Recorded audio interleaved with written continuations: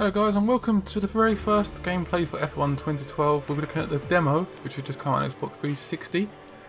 One's coming out on Steam tomorrow, Tuesday, and the PS3 version is coming out on Wednesday. So we're taking a look at the Young Drivers Test and Season Challenge mode, which is actually in the demo. So I'm going to create an autosave. Welcome to Formula 1 2012. Okay, fair enough. Guess we're doing the names, not the most interesting thing in the world. But I'm going to give you like a look at what you're going to see in the demo. And yeah, we're just going to get a nice little look at it.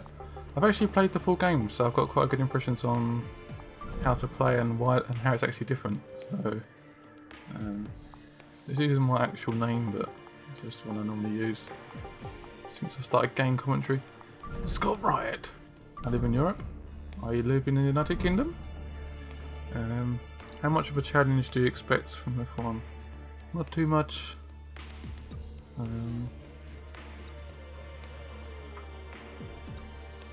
I'll go for being a bit cocky. Right. So you can pick what team you want to be. You can pick between the Red Bull, the Vodafone McLaren Mercedes, and the Ferrari. So I think we can only pick McLaren on that one, so that's a bit weird. So this is all the modes that we have. I think we only have the Young Drivers Test. I'm guessing you can't go in those. So it's just showing us. Okay, it's just showing us the menus for some reason. So this is what actually happened last year. Hello and welcome to the fabulous Yas Marina circuit here in Abu Dhabi, the location for this year's Young Driver Test. Over the next 2 days, we'll go behind the scenes as we watch the teams put the next generation of potential Formula 1 drivers through a series of tests to uncover the next superstar. Ask any of the team principals whether outright speed is the sole requirement, and they'll tell you that consistency, feedback and attitude are equally important.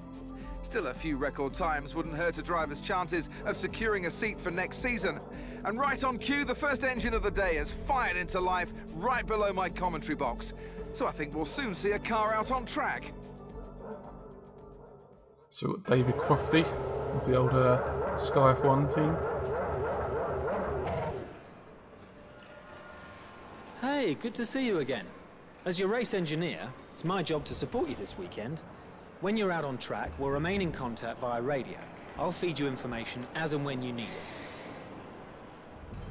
So as discussed in the team briefing, we're not looking for outright speed to begin with, so just take your time. Follow my instructions and you'll do great. I'll just check the lads are ready. Let's get this car started. Yeah. Oh, that's got the helmet on. We'll attach comms when you're in the car. Okay, let's get you strapped in.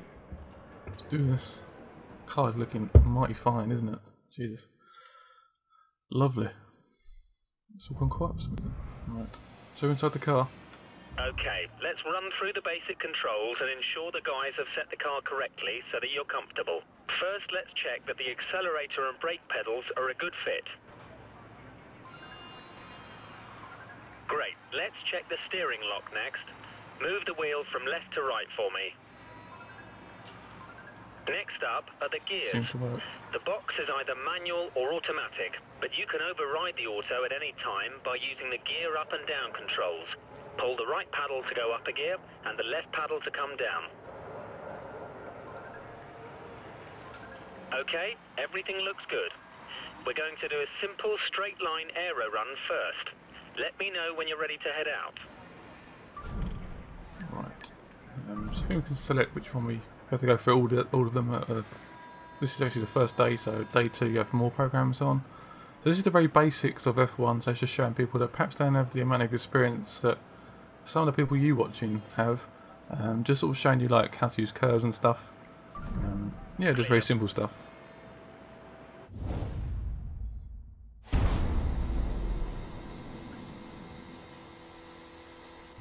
Okay, before we start, I want to let you know that you can change the camera position by pressing the change camera button.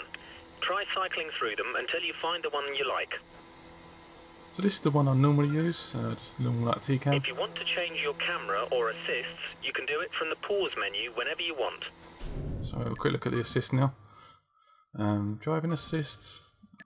Normally I've on full, but it depends. Because normally just because you use a controller. Set as automatic.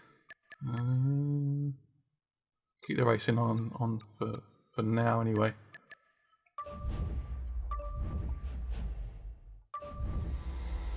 The first test is a simple straight line aero test. Head down the track, accelerating past 160 miles per hour, then brake so that you come to a complete stop in the designated area. The engine is locked to lean, so it's down a little on power at the moment, but it'll give us a consistent reading.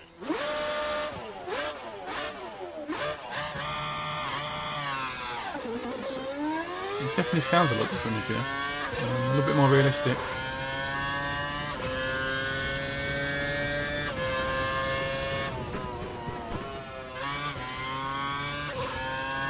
I think that's what we're supposed to do. And brake! Excellent work. We got some good data, and you're on the brakes at just the right time. So we passed that test. I'm not sure if there's like a certain amount that you can get like a gold award or anything like that. I don't think there is.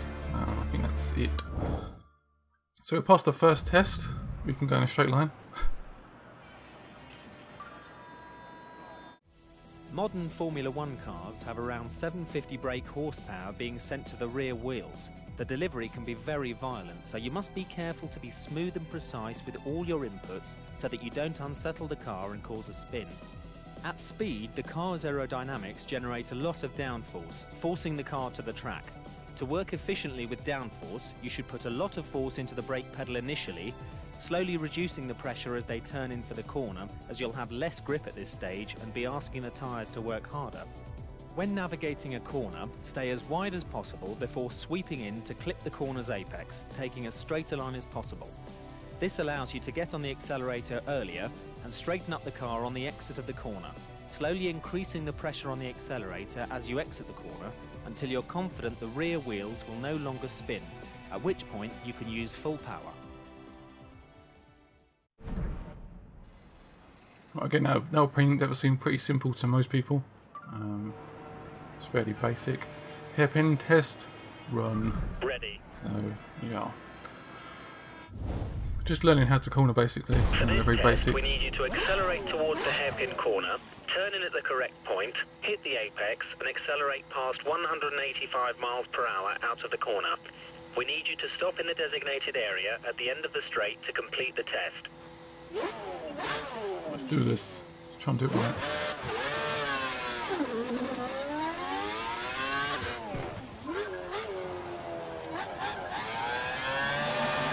Whoa, hello. Yeah, this is a thing I need to speak on a little bit. It's a lot more sensitive this year on the old acceleration. You can't just accelerate. For this test, we need you to accelerate towards the hairpin corner, turn in at the correct point, hit the apex, and accelerate past 185 miles per hour out of the corner. We need you to stop in the designated area at the end of the straight to complete the test.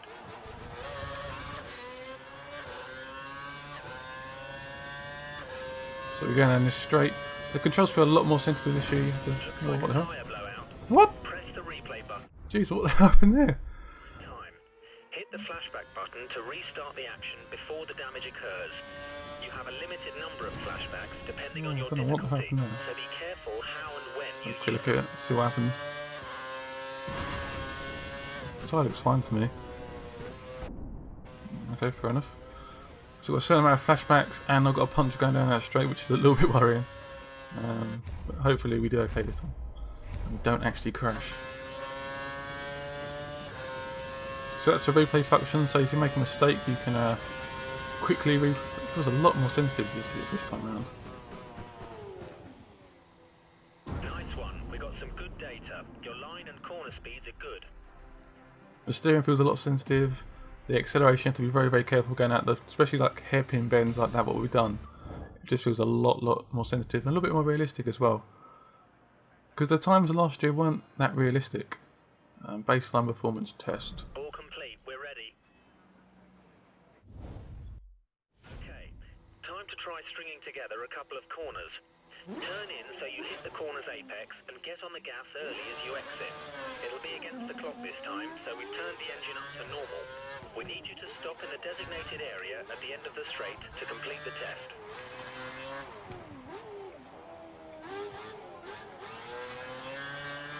So I managed to get all the apexes there. The controls definitely feel a lot different, the steering feels a lot more sensitive. Be very careful with acceleration as well, you do spin out very easily. So the time is 35, I have to try and target. I could have braked a little bit earlier there. Ooh, gold medal. Good. Not bad, not bad. Right, so we will return to the garage for some more tests. What's the next one? KERS and DRS video. KERS delivers an additional 80 brake horsepower to the rear wheels at the press of a button. It can be used in short bursts or all at once for around 7 seconds per lap. KERS can be used at any time in any session and can be used for overtaking or defending. Deploying KERS in the low gears gives the best return and can pay off greatly when used at the start. The KERS charge will automatically refill every lap, but the KERS system can at times develop faults. However, these can be fixed while the driver is still out on track. DRS adjusts the angle of the rear wing, which reduces drag and gives around 10 to 12 km per hour extra top speed. It can only be used in defined activation points during the race when you're within 1 second of the car in front. It can be used whenever the driver wants in practice or qualifying, but only when dry tyres are fitted.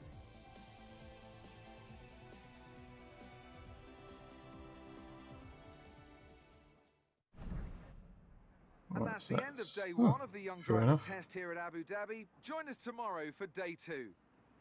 So we've done it, Got away 18 tags, or whatever the hell they call them. So is that it for now? I think that might be it. So what we have is Season Challenge next, so I'll stop this video and we'll do another video soon. I'll be doing some PC gameplay as well because I want to see how good it looks in comparison to this. The gameplay like I saw earlier does look a little bit better on the Xbox. I'm not sure if it's been downgraded and compressed for the Xbox. It didn't feel as good graphically as when I played the full game, so that'd be interesting to see as well. But anyway, thanks for watching. Please make sure you press that like button, subscribe, and come back soon for loads more F1 2012 content, including the demo and the full game and loads more other racing games. So thanks for watching.